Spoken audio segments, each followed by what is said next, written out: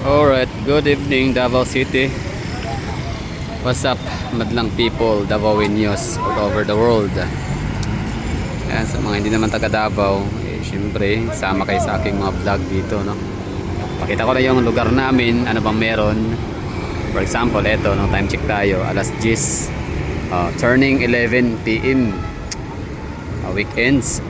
Yeah, weekends, no? So, Saturday night. Ito yung tsura. So dito tayo sa may STI College fronting Acacia. Tsura dito. Jollibee. Tapos Uniqlo. Heart of the city. Yeah. Welcome to the heart of the city of Davao. Wireless dito na portion. Wala kang makitang electrical wires na matagal na rin tayong hindi nakapag-vlog dito sa Davao City downtown kasi nga naglalakwatsa tayo, no? Daming gala natin. Ayan, Vivaldi Residences, the tallest building in Mindanao.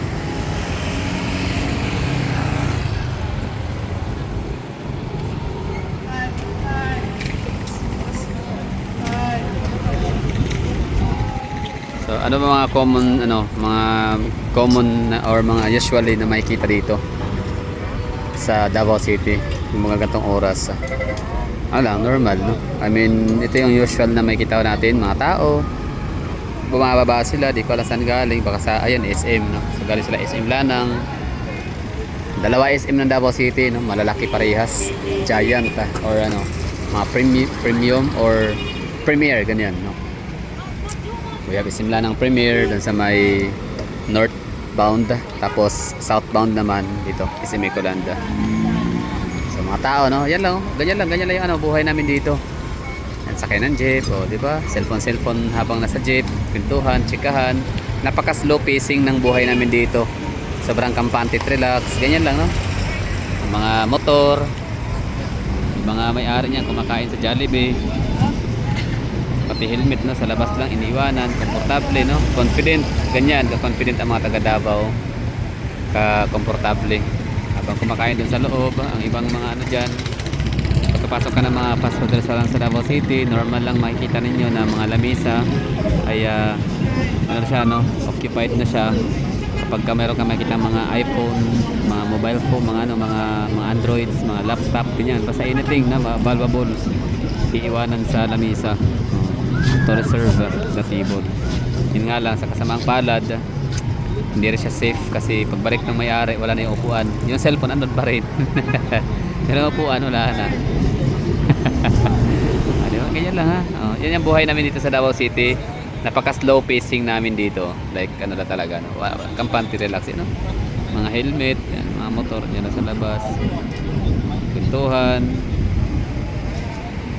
yan lang. Yung hangin, presko, hindi polluted ang lugar kasi nga mga jeep dito tumatakbo, hindi buga ng mga may itim na usok or may itim na buga ng tambotso. Walang makita mga electrical wirings, mga tao dumadaan talaga sa mga pedestrian lanes kasi may multa. Tahimik, no, Davao, napaka-peaceful. Like, wala kang makita mga taong grasa na lapit ng lapit, hingi ng hingi, nangangalabit. May mga homeless dito natutulog somewhere sa mga kalsada. I mean, sa mga dyan, for example, sa mga corridor, sa mga alleys. Pero hindi sila yung typical na mga pulubi sa mga highly urbanized city na napuntahan ko or napuntahan ninyo, maaari, no, kayo rin ay nakapunta sa lugar na napupuntahan ko na may mga pulubi, nangangalabit, nanghihinging barya, nanghihinging pera, na para nakatakot kasi pag di mo pinagbigyan or di mo binigyan, pwede kang mamasamain ka, ganun. Except Badjaw, ha. Sa Badjaw dito sa Davao City may ilan, actually nagtitinda mga Badjaw sa Davao, nagtitinda talaga ng mga okay, sapatos, mga pearls, ganyan, mga perlas ba na mga kwintas yan, mga bangkils, mga accessories. Yung mga nang hihingi pero parang napakadalang na lang so far. Kunti na lang yung nakikita ko dito sa Davao City. Yan lang, itsura ng Davao City. If ever get wondered, no, O ano ba ang itsura ng Davao City. 2026 na, January, February. Diba? Wala lang, peaceful kami dito. Mga tao, kumakain ng quick isaw. Diba? Ganyan lang, buhay dito. Yung habang kumakain ka, hindi ka balisa, tolero na palingon-lingon. Oh, in fairness, may lang mamaya, meron akong na-notice. So yan ang bali, yung mga kumakain ng isaw, quick, ganyan, no? Mga street foods, komportable sila kumakain, confident. Hindi sila tolero balisa na palingon-lingon, baka yung may mandurokot, yung ganon. So walang ganong ano dito. Walang ganong senaryo. Okay, so yung na-notice ko dito pala, mayroon na kaming may mga uniform na sila, vendors. Ambulant vendors. Galing. Pero grabe ito banggitin ko lang. Sana gayahin ng Davao City yung estilo ng Iloilo City na mga vendors naka-hairnet talaga sila at naka-face mask. Sana all, di ba? Sana gayahin ng Davao City. Ng ating shout out mga taga Davao Sanitation Office, ano bang tawag diyan. Basta yung Sanitation Department. So, mga vendors sana magkaroon ng hairnet. Although sa night market meron naman kahit paano. May mga sila doon. May mga hairnet. Face mask, di ako sure. Parang di ako masyado napansin. Hairnet lang. Apron.